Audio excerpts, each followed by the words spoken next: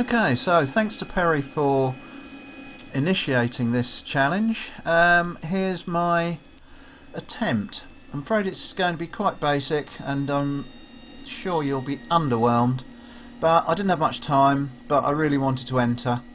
So here we go, let's get cracking. So the start of this is just going to be a very basic, ordinary type of opener end. I'm not doing anything, you know, revolutionary. It's just a basic opener head. I'm just punching a hole with my stud punch that I use for my shoes. And we're just going to open that up a bit more with another round punch. And that's just literally just a round punch, just to get it open big enough to start my next punch, which is like an oval shape. It's just a bit of, I think it's inch, half inch, inch by half inch, tapered down to an oval.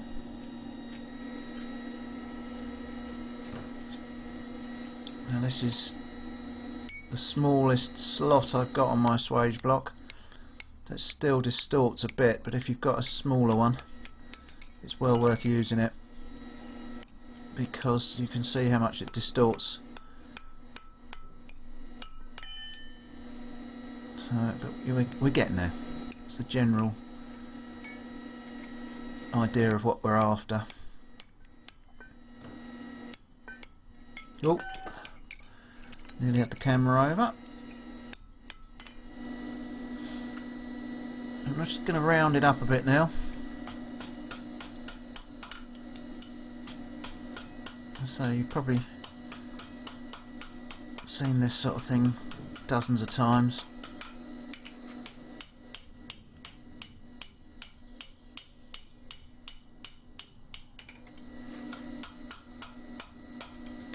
Just going to try and keep the top of it square. Not going to make it into a circle, rather than make it into an oval if we can. That type of thing.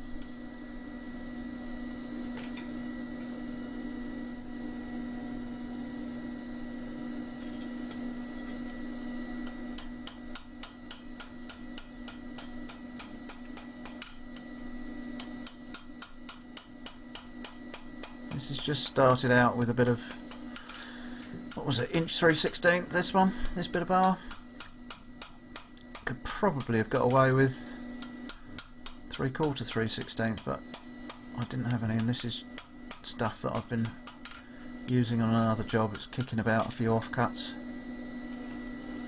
So that's about it. I'm not going to do anything too fancy. And this is just a small punch with a slight rounded end. I'm just pushing out a little bobble there, and then just with the ball peen just flatten it out to make a little tongue. And that is really it. I will tidy it up with a grinder, but not very much, just to take a few of the rough edges off. Just whip it off. I haven't measured anything, I'm just taking off what hopefully will do.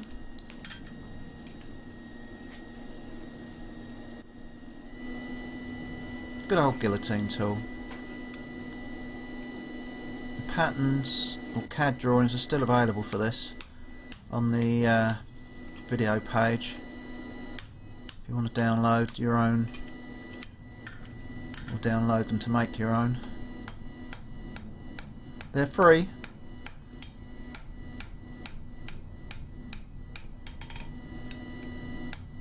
I'm just going to try and to draw this out without distorting the bit I've already made.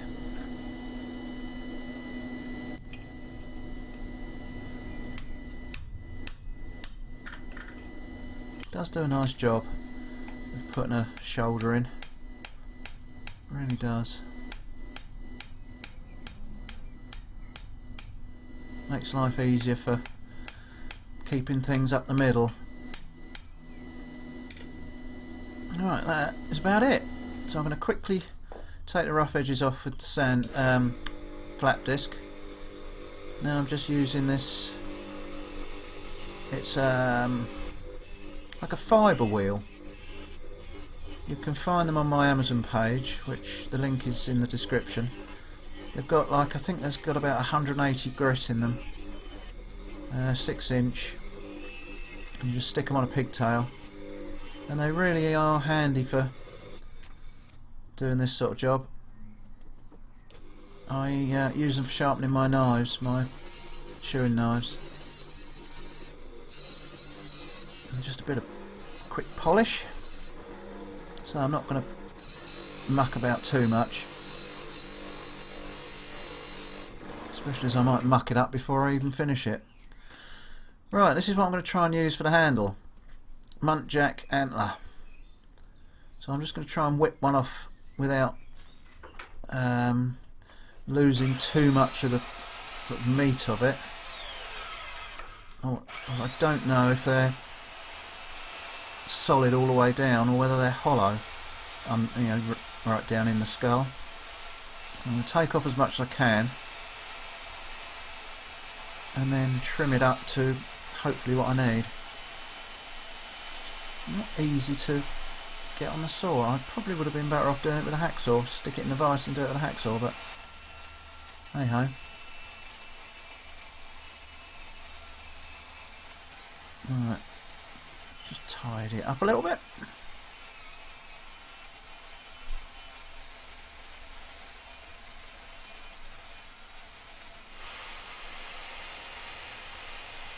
It turns out it's actually solid right the way down,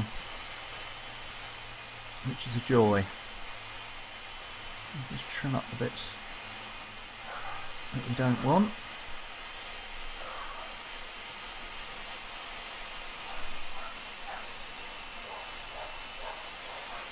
Alright, Ralph's having a go at the neighbour's dog walking past. Right, so I'm just going to tidy this up, try and make it sort of roundish, just so it looks a bit sort of more uniform.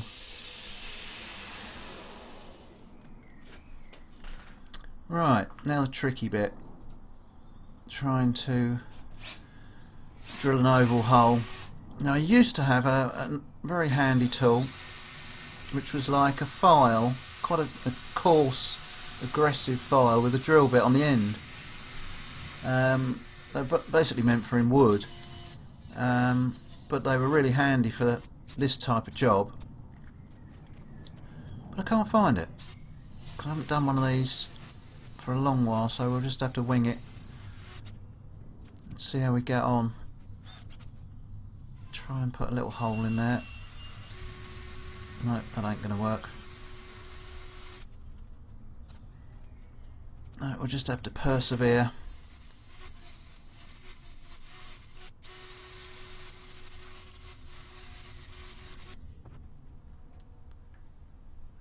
I might have to grind that down a little bit, I think. It could take me an awful long while to do this.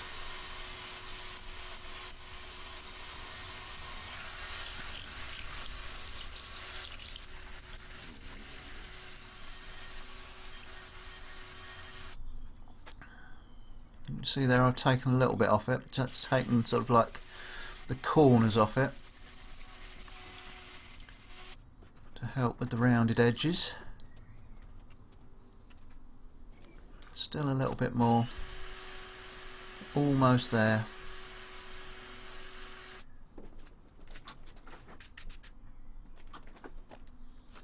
Kick the tripod. You can see I've taken it off a little bit more, and that fits in an absolute treat now. Not too tight. So what I'm going to do now, just put some holes just for the glue really, the epoxy that I'm going to use to grip into. Probably wouldn't need to. It'll probably grip on the edges of the metal anyway, because they're quite uneven where it's been ground. So it would probably grip to the grind marks, but just want to make sure. I don't want it dropping out. It's hard to hold on to. It's a bit slippery. I've polished it. I'll just put some countersinks in there. Just help a bit more with the epoxy to hold on to.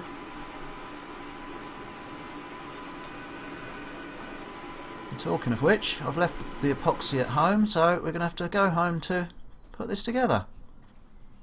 Right, so we're home. As if by magic. I'm just going to use an old CD and mix up my epoxy. I use this West system. I think a lot of people use it. It's really good stuff. Stinks a bit, but it's good stuff.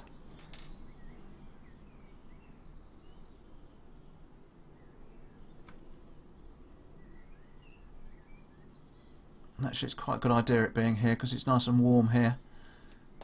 So I'll leave it for a day or so to harden up.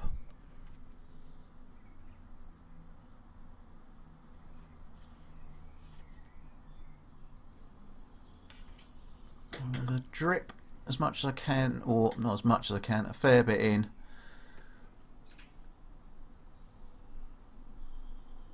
So hopefully that will get down into all the crevices.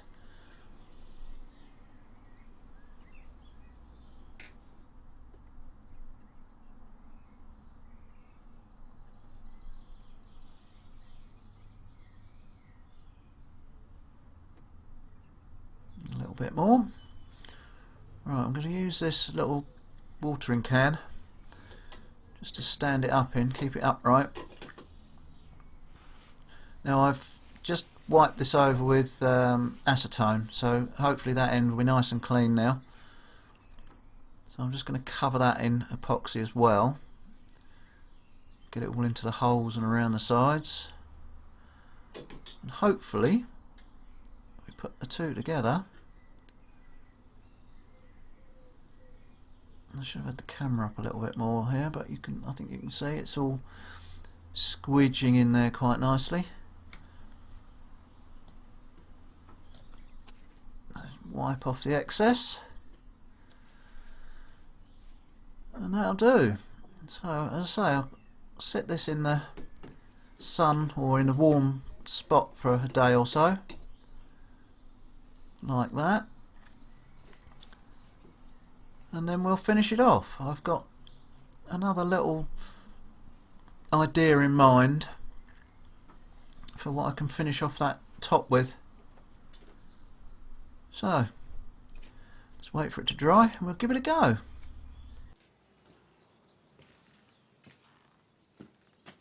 Right, so we're back at the workshop. It's all gone nice and hard. The epoxy has set lovely, solid as a rock. So what I'm going to do is try and finish this top off by sort of casting something over the top of it. So I'm just going to put a couple of holes, or a hole, in the actual hook and in the antler if I can, just to give it a key to sort of hang on to. So I'm having trouble with this camera again, and I've missed out on drilling the hole. I don't know what's up with it. I keep switching it on and it switches itself off. Anyway, so I'm just putting a bit of a countersink in the hole just to give it something to key to. Let's see if I can just countersink the actual antler as well. I need to remove my blocks. Literally just pushing it up in there. Just giving it something there to key to. So I'm just going to take off, there's a tiny little bit of epoxy got up onto the edge of the opener, I'm just going to take that off because I don't quite know how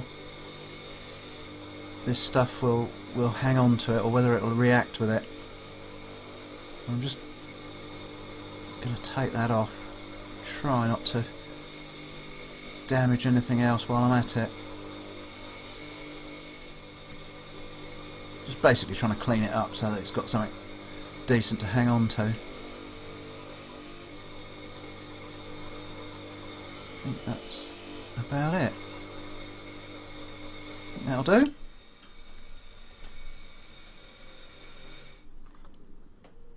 Right. Going to put some masking tape around here to use as a, what would you call it? A dam, I suppose. Just so that when I pour the molten metal in, it's not going to obviously just run straight off. So I'm creating a bit of a, sorry it's not focusing properly, creating a bit of a dam around it. Just make sure it's tight against the antler, and then I've got to try and get something in there just to open that up a bit so I can actually pour into it. And sort of stretch the, you can see there, just sort of stretch the paper a little bit on both sides. I can get into that one.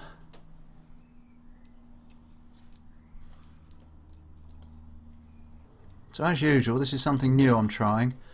I'm just hoping that I'll have enough room in there to pour enough material to have enough sort of extra to be able to file it down to back to how I want.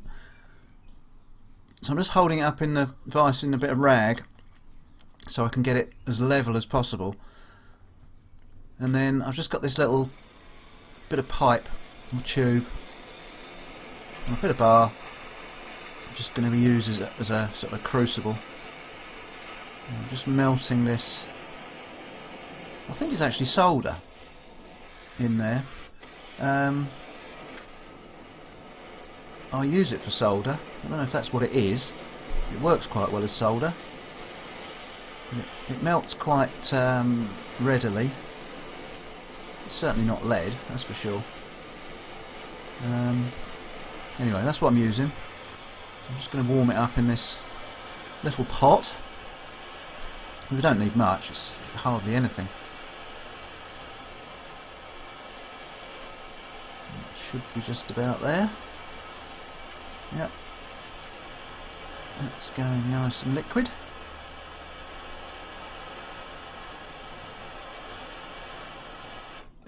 Right, let's see what happens.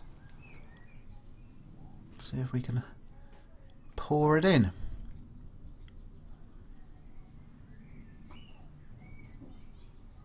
Oh,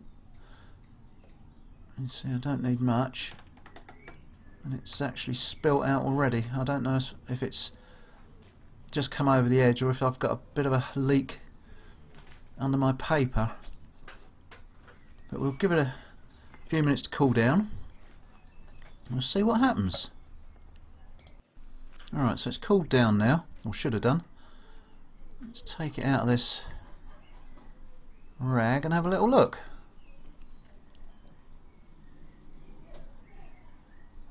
There's bits lying all over the place. Oh, now there's bits actually gone through the knobbly bits of the antler. I hope I shall be able to get most of that out of there. Although some of it I might have to leave. Anyway, we'll see. Let's get this paper off and have a look. See what's what.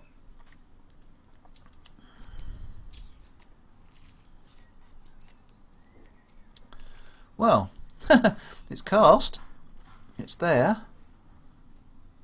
You can see. It's just a little bit bigger. Let's see if it's, yeah, it's rigid. It's not moving.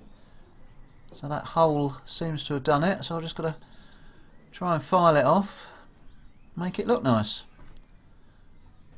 Hasn't got it quite round that side there, but hey ho, can't have everything. So let's tidy her up, see what it looks like. Right, so first of all, excuse me, I'm just going to get the sander out and just take the worst of it off with the sander, because I'm going to try and use that abrasive disc that I used to polish it with, and I think it'll be a bit much to take all that off, so I'm just trying to get the worst of it off with the sander,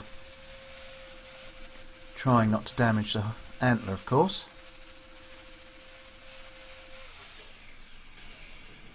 That doesn't look too bad.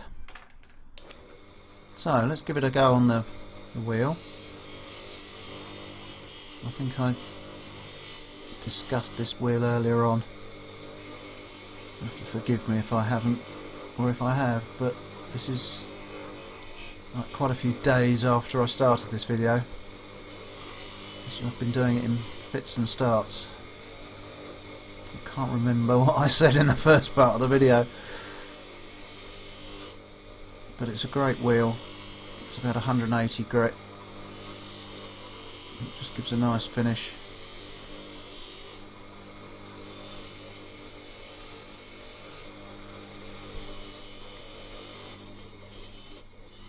The link to all of these things that I've been using will be in the description on my Amazon pages.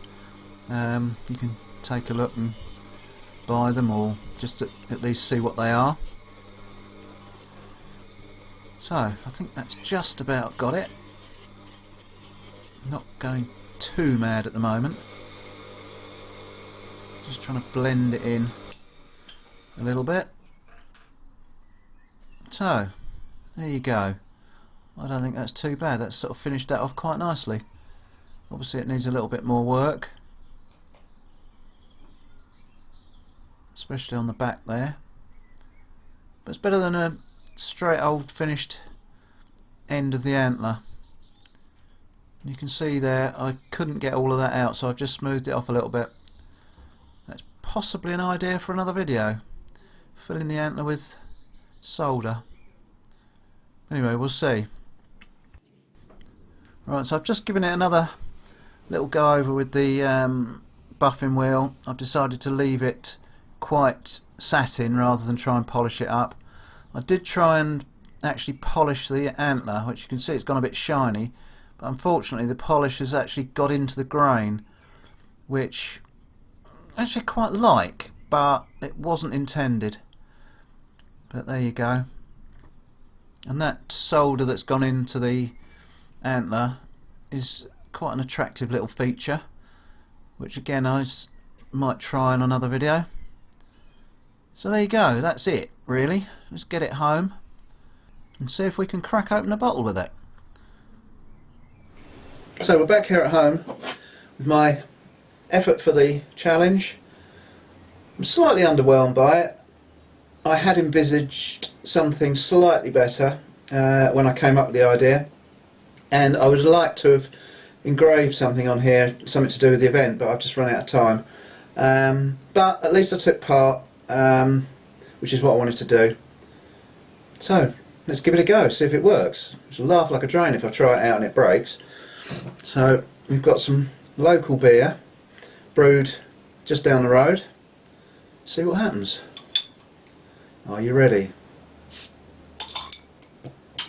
Perfect. So nothing left for me to do but to say thank you to Perry from SWDWEEB for initiating this challenge and bringing creators together. Cheers, Perry.